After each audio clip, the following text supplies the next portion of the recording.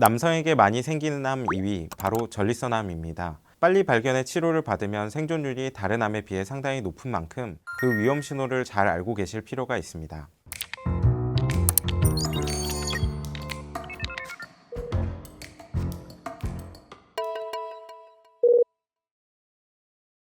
어떤 것들이 전립선암의 위험을 높일까요? 50세 이상의 고령, 가족력, 서구화된 식단, 당뇨병, 비만, 흡연, 만성 전립선염을 비롯한 요로 감염 등을 꼽을 수 있는데요. 이 중 조금 더 자세한 정보가 궁금하실 것 같은 두 가지만 꼽아보자면 서구화된 식단과 가족력이 아닐까 싶습니다. 먼저 서구화된 식단이란 동물성 단백질과 지방, 가공육 등을 많이 섭취하는 식습관을 말합니다. 실제로 서양에서는 전립선암이 오래전부터 남성암 1위일 만큼 비교적 흔한 질환입니다. 그런데 이런 말씀을 드리면 어떤 분들은 가공육을 끊는 것을 넘어 고기, 우유, 계란 등 동물성 단백질 및 기름에 굽거나 튀긴 모든 음식 등 지방을 끊어버리는 극단적인 선택을 하십니다. 하지만 이를 모든 분들에게 권하기는 어렵습니다. 전립선암 발병에는 굉장히 많은 요인들이 작용합니다. 심지어 그 중에는 아직 인류가 밝혀내지 못한 것들도 있습니다. 단백질과 지방을 섭취하지 않는 것만으로는 전립선암을 100% 예방할 수 없다는 얘기지요. 무엇보다 다양한 식품을 통해 탄수화물, 단백질, 지방 등 3대 영양소를 비롯해 칼슘, 칼륨, 비타민 등을 잘 섭취하는 것은 건강을 위해 매우 중요합니다. 암의 위험을 높인다고 해서 앞서 말씀드린 식품들을 모두 피하면 오히려 균형 잡힌 식단을 하지 않게 되어 전립선암 위험 요인인 당뇨병, 비만에 걸리기 쉽습니다. 맛있는 것을 먹는 즐거움이 크다는 점 또한 빼놓을 수 없겠습니다. 따라서 저는 환자분들께 가공육과 같이 큰 영향을 미치는 것들은 가급적 멀리 하실 것을 권하지만 그 외의 식품들은 너무 과도하게 섭취하시는 것만 아니라면 지나치게 걱정하실 필요는 없다고 말씀드립니다.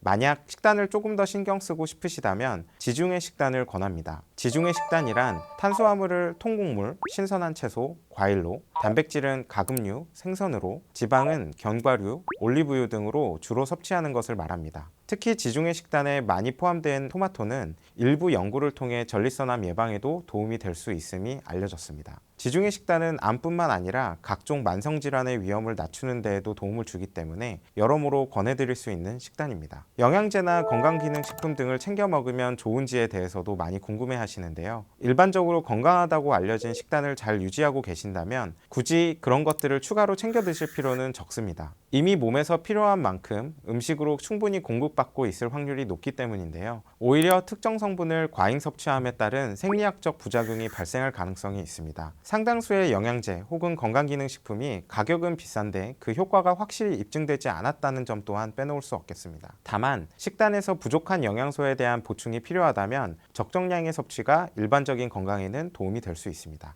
전립선암의 가족력이 얼마나 영향을 미치는지에 대해서도 많은 분들이 궁금해 하십니다. 전립선암은 다른 고형암에 비해 유전자의 영향을 많이 받는 편입니다. 전립선암의 위험을 올리는 요인 중 하나로 브라카라는 유전자의 돌연변이가 있는데요. 이 유전자는 특히 남성에게서는 전립선암, 여성에게서는 유방암, 난소암의 위험을 올립니다. 따라서 가족 중에 전립선암, 유방암, 난소암을 겪으신 분들이 많다면 발병률이 높아지는 50세보다 더 일찍 40세부터는 정기검진을 통해 전립선암 발병 여부를 주기적으로 확인하시는 것도 좋겠습니다. 다만 전립선암이 다른 고형암에 비해 유전자의 영향이 큼에도 불구하고 전립선암의 절대 다수는 유전과 상관없이 발생합니다. 따라서 부모님 중 한 분이 전립선암을 겪으셨는데 나도 무조건 걸리겠구나, 혹은 내가 전립선암이 있으니 내 자녀들도 무조건 전립선암이 생기겠구나 는 아닐 가능성이 더 높지만 확률적으로는 가능성이 좀 더 높을 수 있으니 조기에 검진을 시작하시는 것을 추천드립니다. 전립선암의 초기 증상은 없거나 전립선 비대증과 유사합니다. 소변이 시원하게 나오지 않거나 너무 자주 소변을 보거나 소변을 봐도 잔뇨감이 느껴지는 경우 등인데요. 그래서 그런지 많은 환자분들께서 증상이 발생해도 나이가 들면 이런 게 당연하지, 소변이 좀 보기 힘든 걸 가지고 무슨 병원까지 가나? 라는 생각을 하며 이를 대수롭지 않게 넘기시고는 합니다. 그렇게 병을 방치하다가 암이 전이되면 각종 증상들이 나타나기 시작하는데요. 국소적인 진행만 일어난 경우 소변을 볼 때 출혈이 일어나는 증상이 가장 흔하게 나타납니다. 원격 전이가 발생한 4기 이상이 되면 체중 감소를 비롯해 비뇨기가 아닌 다른 곳의 증상이 발생할 수도 있습니다. 전립선암이 가장 많이 전이되는 곳은 뼈와 폐인데요. 뼈로 전이되면 골절이 발생할 수도 있고 이에 따른 극심한 통증도 느끼게 될 수 있습니다. 폐로 전이되면 객혈이 일어날 수도 있고 엑스레이를 찍었을 때 결핵이 걸린 것처럼 암 걸린 부위가 하얗게 나올 수도 있습니다. 생존율이 낮아지는 것은 물론입니다. 통계에 따르면 전립선암이 원격 전이된 경우 생존율은 49.6%에 그칩니다. 반면 암이 전립선에만 국한됐거나 국소적인 전이만 일어난 경우 생존율은 각각 103%, 101.2%로 매우 높습니다. 생존율이 100% 이상인 게 뭔가 이상하다고 여겨지실 텐데요. 이것은 암 통계가 5년간 상대 생존율을 기준으로 작성되기 때문입니다. 상대 생존율이란 병에 걸리지 않은 사람 대비 생존율을 나타내는 것입니다. 쉽게 말해 병에 걸리지 않은 사람이 5년을 살았는데 병에 걸린 사람이 10년을 살았다고 한다면 200%의 상대 생존율을 보인다고 말하는 것이지요. 초기 전립선암 환자의 생존율이 100%를 넘는다는 것은 전립선암을 초기에 발견하는 것이 몹시 중요함을 잘 보여주는 통계입니다. 전립선암은 전립선 특이항원, 즉 PSA 수치 검사를 통해 발병 여부를 가늠할 수 있습니다. 가족력이 없다면 50세 이상부터 2년에 한 번 정도, 가족력이 있다면 40세 이상부터 1년에 한 번 이 검사를 받아보실 것을 권합니다. 현재 PSA 수치 검사는 국가건강검진에는 포함되어 있지 않기 때문에 따로 비용을 지불하셔야 하지만 그럼에도 불구하고 전립선암의 발병률이 점점 올라가는 추세이니만큼 가급적 받아보시는 게 좋겠습니다. 다만 PSA 수치가 높다고 무조건 전립선암은 아닙니다. 전립선염, 전립선 비대증 혹은 직장수지 검사, 초음파 검사 등 일시적 자극으로 인해서도 PSA 수치가 오를 수 있기 때문입니다. PSA 수치가 높게 나오면 정말로 전립선암이 있는지 확인하기 위해 추가로 조직검사나 영상검사를 권하게 됩니다. 기관마다 기준이 다르지만 보통 4점 이상이면 추가 검사를 권하는데요. PSA 수치가 4점 미만일 때 전립선암으로 판별되는 경우는 10% 이하로 비교적 드물기 때문입니다. 다만 4점 미만에서 주치의가 추가 검사를 권했다고 하여 무조건 불필요한 검사를 권한다 라고 판단하시는 것은 곤란합니다. 드물기는 해도 전립선암일 확률을 아예 배제할 수 없고 의사가 환자분의 건강 상태를 봤을 때 PSA 수치는 낮지만 전립선암의 발병 가능성이 적지 않다고 판단할 수 있기 때문입니다. 따라서 의사가 권했다면 혹은 엄격한 관리를 원하시는 분들이라면 4점 미만이어도 추가 검사를 받아보시는 게 좋겠습니다. 만약 PSA 수치가 4에서 10점 사이라면 전립선암일 가능성이 약 25%까지 올라갑니다. 10점이 넘어간다면 그 가능성은 점점 올라가 감염 소견 없이 100점이 넘어가면 약 70%가 전립선암으로 판별되며 산정특례 적용이 가능해집니다. 따라서 수치가 점점 상승하는 경향이 있거나 다른 영상검사에서 이상 소견이 의심되는 경우 빠르게 비뇨기과 전문의와 상의하는 것이 중요하겠습니다. 한 가지 다행인 점은 전립선암은 다른 암종에 비해 비교적 순하다는 사실입니다. 특히 글리슨 점수라는 지표를 통해 앞으로 암이 순하게 진행할지 나쁘게 진행할지 대략 예상할 수 있다는 것 또한 장점입니다. 글리슨 점수란 아주 오래전부터 활용되어 온 지표인데요. 환자의 몸에서 채취한 암세포에서 가장 많이 나타나는 형태의 분화도와 두 번째로 많이 나타나는 형태의 분화도를 지금 보시는 표와 비교해 각각 1에서 5점까지 점수를 매긴 다음 더해서 총점을 부여합니다. 5점 이하는 암으로 보지 않고 6에서 7점에 해당되면 비교적 진행이 더디며 진행에도 순하게 진행한다고 판단합니다. 이런 분들은 전립선암을 전혀 치료하지 않아도 15년 동안 생존할 확률이 80% 이상입니다. 그래서 젊은 환자분들의 경우 수술 후 올 수 있는 여러 가지 부작용, 예를 들어 발기부전이나 사정 불가능 등을 고려해 적극적인 추적 관찰, 즉 능동적 감시만을 하며 병을 지켜보는 경우도 있습니다. 다만 전립선암을 치료하지 않는다는 것은 이로 인해 생길 수 있는 각종 배뇨 증상도 그대로 둔다는 것을 의미합니다. 또한 글리슨 점수가 6에서 7점으로 비교적 양호하다고 해도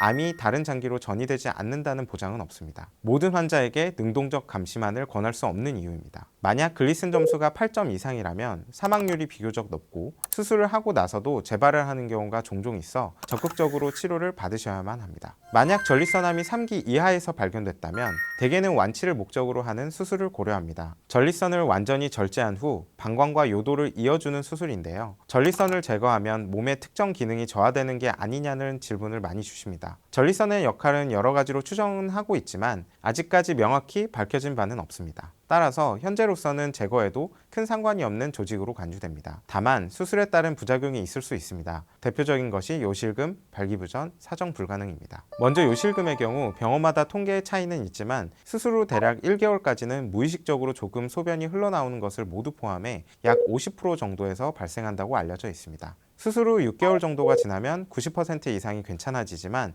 1년 후에도 사회생활에 지장이 있을 만큼 요실금이 남아있는 경우가 약 5% 정도 됩니다. 이럴 땐 다소 번거로우시겠지만 기저귀 혹은 음경 앞에 대는 패드를 통해 요실금을 관리하셔야 합니다. 요실금이 너무 심하다면 인공괄약근 수술을 하기도 합니다. 수술 후 1년이 지난 시점에는 심한 요실금이 있다면 의료보험으로 수술비를 지원받으실 수도 있습니다. 인공괄약근 수술은 요도를 열었다 닫을 수 있는 기계 장치를 요도에 삽입하는 것입니다. 요도를 열었다 닫을 수 있는 버튼은 음낭 피부 안에 배치해 겉으로는 보이지 않게 만들어 드립니다. 다만 요실금이 발생하는 이유가 꼭 수술 때문만은 아닙니다. 나이가 들면 방광기능 저하를 비롯한 각종 배뇨장애가 나타날 수 있습니다. 이럴 땐 비뇨의학과의 진료를 잘 받으며 불편함을 최소화하실 것을 권유드립니다. 발기부전은 요즘엔 신경을 보존하는 수술을 통해 최소화할 수 있습니다. 하지만 3기 이상에서는 종양이 신경 쪽을 침범하고 있을 가능성이 높다면 환자분과 상의를 통해 발기부전이 생기는 것을 감수하고 신경 쪽을 모두 절제할지 아니면 재발의 위험을 감수하고 신경을 살릴지를 결정하게 됩니다. 만약 발기부전이 생겼다면 발기부전 치료제 혹은 주사제의 도움을 받을 수 있습니다. 성생활이 정말 중요하신 분이라면 보형물 삽입도 고려해 볼 수 있습니다. 사정이 안 되는 것은 모든 환자가 겪을 수밖에 없는 문제입니다. 정자는 고안에서 만들어져서 정관을 거쳐 정당이 저장됐다가 전리선을 거쳐 배출이 됩니다. 그런데 전리선 암 수술을 받으면 전리선과 정낭, 정관을 모두 절제합니다. 정액이 저장되는 장소와 배출되는 경로가 모두 제거되니 정액이 만들어지기는 해도 밖으로 배출될 수는 없습니다. 하지만 쾌감을 아예 느끼지 못하는 것은 아닙니다. 다만 수술 전과는 조금 다른 느낌의 쾌감을 느끼게 될 것입니다. 수술 후 주의하셔야 하는 것도 있는데요. 바로 자전거 타기, 승마 등 안장이 있는 활동입니다. 안장은 구조적 특성상 전리선을 누를 수밖에 없습니다. 수술 후 완전히 회복이 됐다고 해도 이런 활동들은 가급적 멀리 하시는 편이 좋습니다. 사이클 선수에게서 전리선암 발병률이 높다는 통계도 있는 만큼 전리선을 직접적으로 자극할 수 있는 행동은 가급적 자제할 것을 권유드립니다. 수술 외에 완치 목적으로 시행되는 또 다른 치료로는 방사선 치료가 있습니다. 방사선 치료란 전리선의 표적 방사선을 쬐어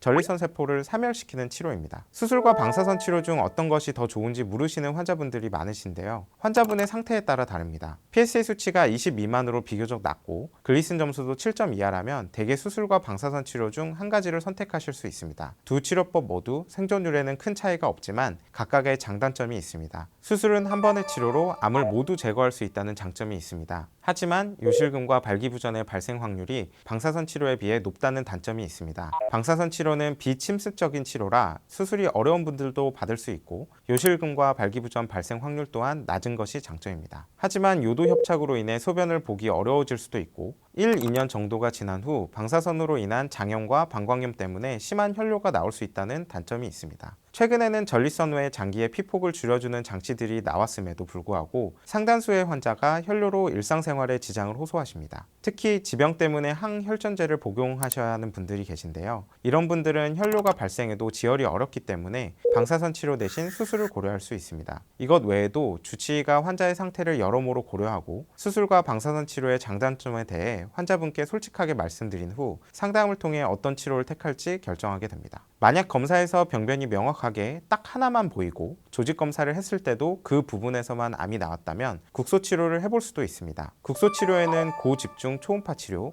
열 치료, 냉동 치료 등이 있고 앞서 말씀드린 방사선 치료도 활용할 수 있습니다. 다만 이때는 전리선 전체가 아닌 문제가 되는 부위에만 방사선을 쬐입니다. 국소 치료의 장점은 요실금이나 발기부전, 출혈 같은 부작용이 생길 확률을 현저히 줄일 수 있다는 것입니다. 다만 아무래도 수술이나 방사선 치료에 비해 재발률은 조금 높은 편입니다. 영상에서 보이지 않는 곳에 암이 숨어 있을 가능성이 있고 충분한 치료가 되지 않았을 수도 있기 때문입니다. 만약 재발했다면 환자의 상태에 따라 다시 국소 치료를 할 수도 있고 수술 혹은 방사선 치료로 넘어갈 수도 있습니다. PSA 수치가 높지 않다면 능동적 감시만 하는 경우도 있습니다. 암을 완전히 치료할 수 없는 단계에 들어섰다면 전신 치료를 통해 이를 최대한 억제하는 방법을 써볼 수 있습니다. 대표적인 것이 호르몬 치료입니다. 전리선은 남성 호르몬과 관련이 있기 때문에 남성 호르몬의 생산을 줄이고 없애면 암도 억제할 수 있습니다. 과거에는 같은 효과를 얻기 위해 고환을 제거하는 경우도 있었습니다만 최근에는 화학적인 방법으로 이를 해결할 수 있게 되었습니다. 다만 아무래도 남성 호르몬을 억제하는 치료다 보니 여성이 폐경을 맞았을 때와 비슷한 증상들이 나타나곤 합니다.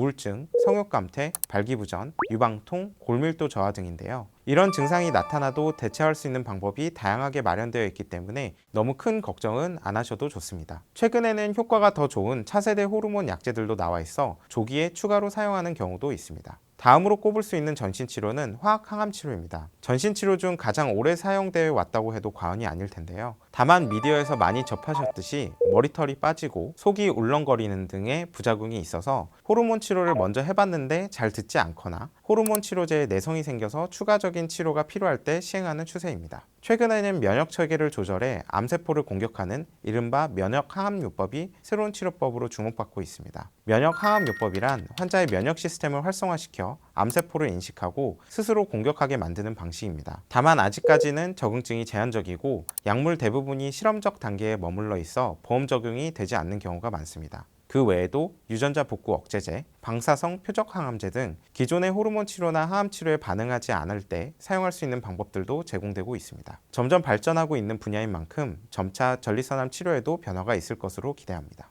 전립선암은 일찍 발견하기만 한다면 충분히 관리 가능한 암입니다. 주기적인 검진을 잘 받으시고 암에 걸렸다면 주치의와 상의하에 잘 치료받으시길 바랍니다. 일상생활이 다소 불편할 수는 있겠지만 암에 걸리지 않은 분들 못지않게 충분히 오래 사실 수 있을 겁니다. 시청해주셔서 감사합니다.